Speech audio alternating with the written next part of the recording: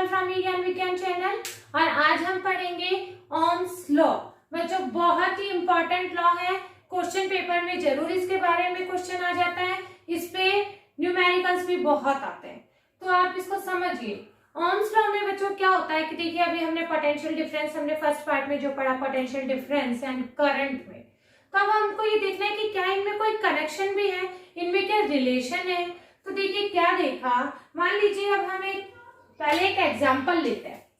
मान लो एक ये वाटर टैंक है, ठीक है, यहाँ पर ये वाटर हुआ और एक ये यहाँ पर वाटर हुआ, ओके ठीक है, और एक ये वाटर टैंक है।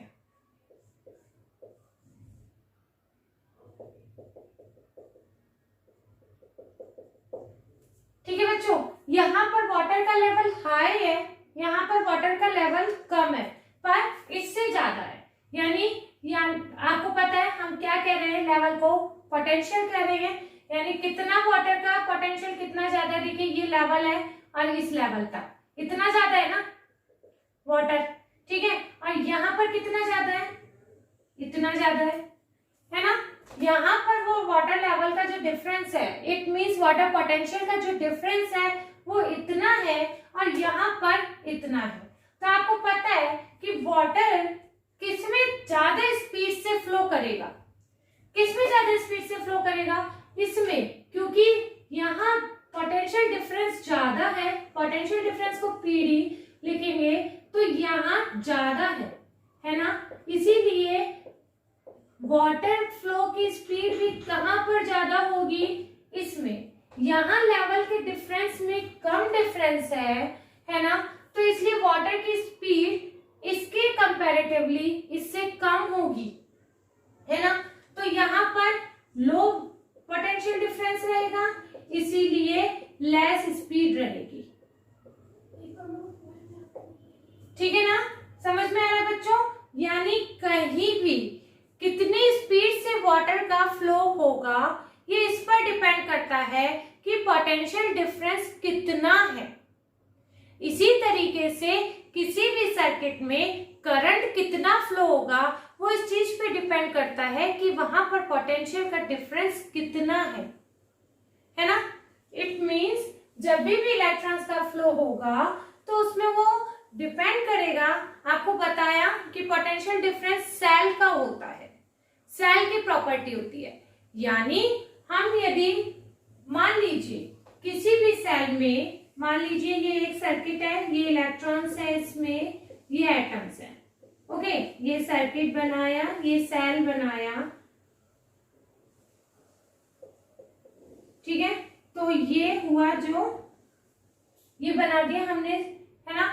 अब इसमें हम यदि ये देखेंगे कि यदि ये सेल कनेक्ट ही नहीं किया जाए, इफ नो सेल कनेक्टेड,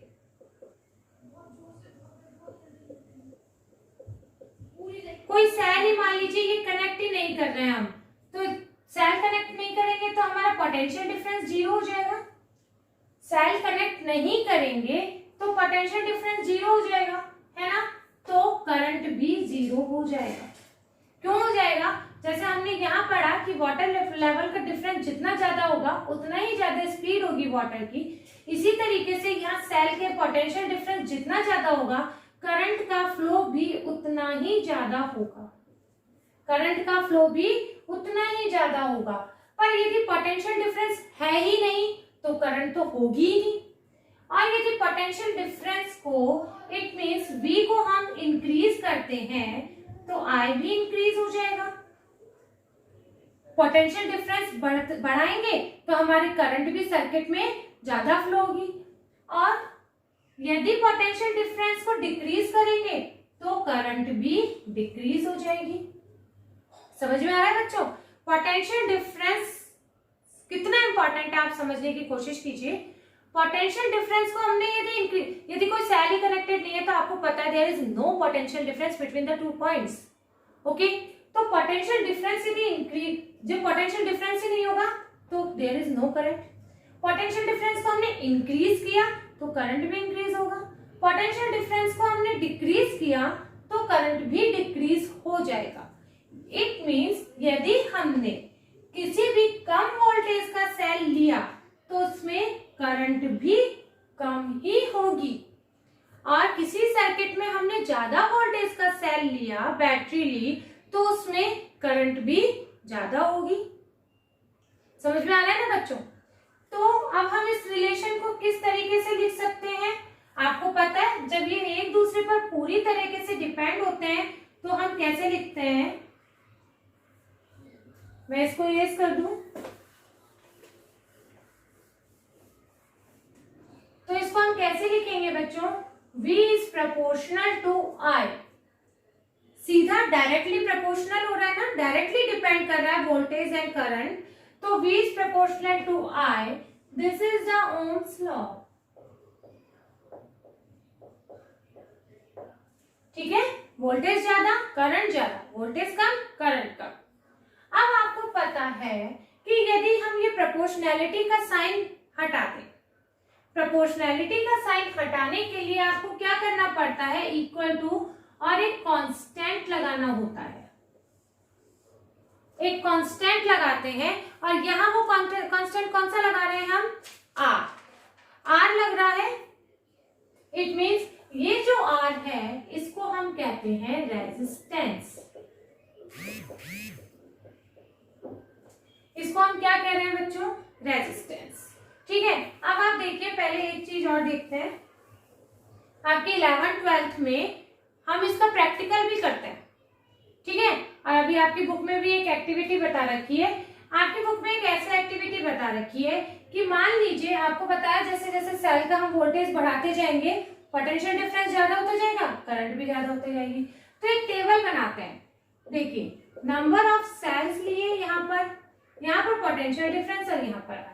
तो जैसे जैसे हम जैसे नंबर ऑफ सेल, हमने एक सेल लिया तो V की कुछ वैल्यू होगी वोल्टेज की और इसकी भी वैल्यू कुछ होगी, है ना?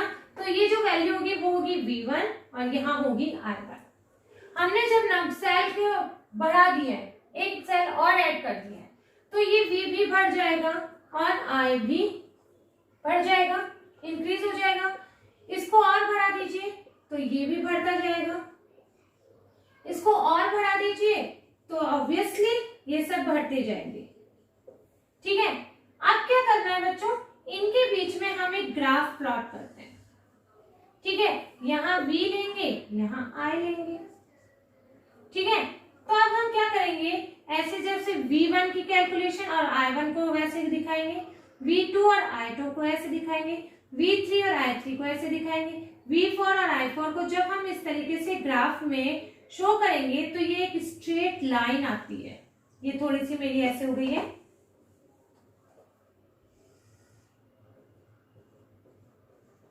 ठीक है, ये एक स्ट्रेट लाइन आती है। इस स्ट्रेट लाइन का आना हमें ये शो करता है कि V directly proportional to I। ठीक है, यही ओम्स लॉ है। अब हम यहाँ पर किसकी बात कर रहे हैं? V is equal to IR। R कैसे कहते हैं हम यहाँ पर? रेजिस्टेंस। बच्चा, ये जो रेजिस्टेंस होता है ना, ये कंडक्टर की प्रॉपर्टी होती है। किसकी प्रॉपर्टी होती है? कंडक्टर की प्रॉपर्टी होती है। देखो बच्चों, ये जो होता है वोल्ट, ये सेल की या बैटरी की प्रॉपर्टी होती है। ऑब्वियसली हम बात करते हैं कि कितने वोल्टेज का हमने सेल लिया या कितने वोल्टेज की हमने बैटरी ली है ना? तो ये तो सेल की प्रॉपर्टी होती है, पर ये जो रेजिस्टेंस होता है ना, ये कंडक्टर की प्रॉपर्टी होता है। क्या होता है? ये कंडक्टर की प्रॉपर्टी होता है। ठीक है, अब हम यहां से यदि I को इस तरीके से ले लें, यहां से ये बनता है ना, I equal to V upon R, sorry, ठीक है, I equal to V upon R। तो ये यहां से देखिए हम क्या देख सकते हैं? I is proportional to V। ठीक है, यानी डायरेक्टली प्रोपोर्शनल है। यदि V को इंक्रीज करेंगे तो I भी इंक्रीज होगा। और I is proportional to 1 upon R। दिखाई दे रहा है ना, 1 अपॉन R, यानी करंट रेजिस्टेंस के इनवर्सली प्रोपोर्शनल है।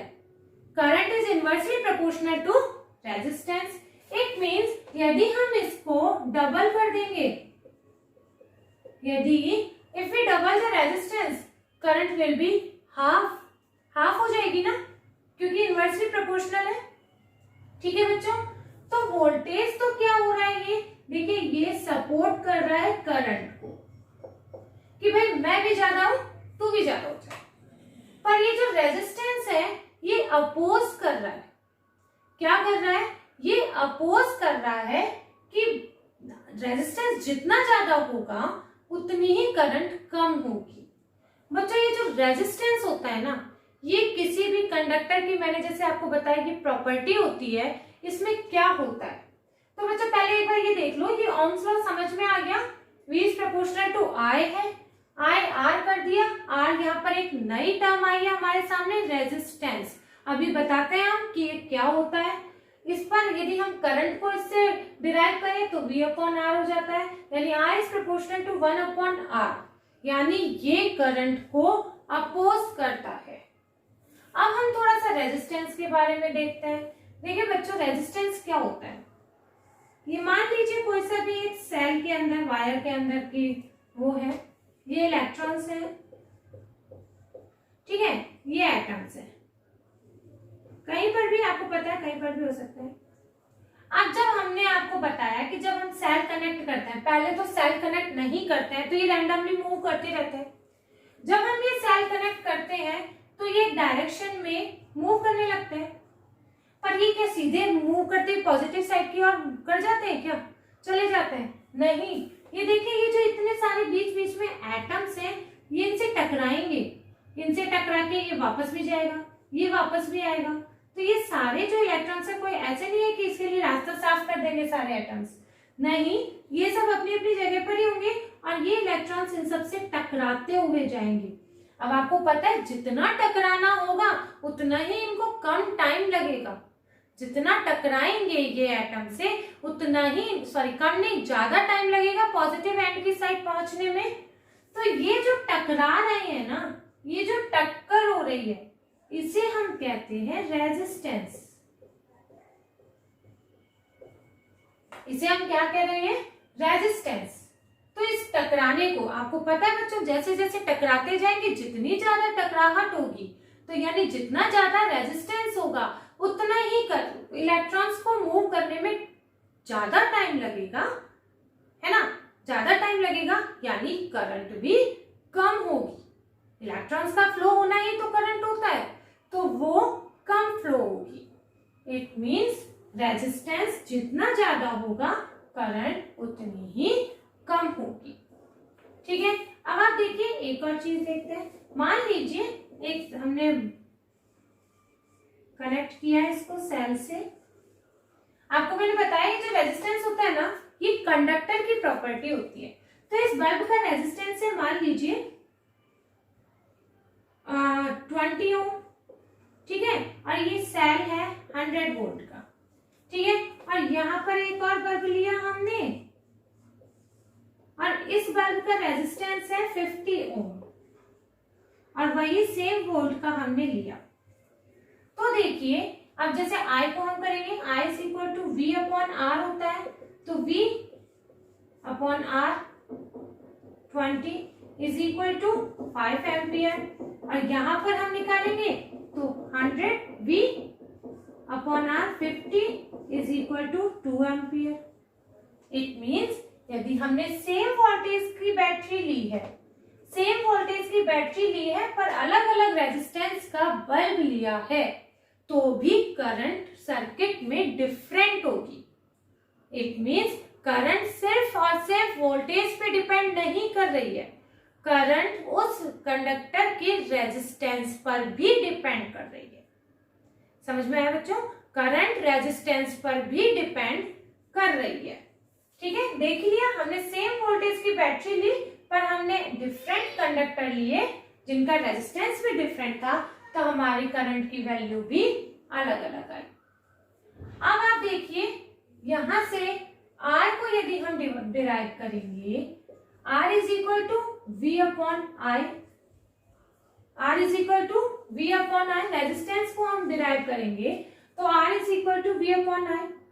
ठीक है, इस V की वैल्यू मान लीजिए 1 वोल्ट है, इस V की वैल्यू 1 वोल्ट है और I की वैल्यू 1 एम्पियर है। ठीक है, तो R की, अच्छा ये पहले R की रेजिस्टेंस की SI यूनिट जो होती है वो होती है ओम। रेजिस्टेंस की SI यूनिट जो होती है वो होती है ओम। ठीक है, तो यानी यहाँ पर 1 वोल्ट की हमने बैटरी यूज की और उस सर्किट में 1 एम्पियर है, तो उस बल्ब का रेजिस्टर कितना होगा, रेजिस्टेंस कितना होगा, 1 ओम।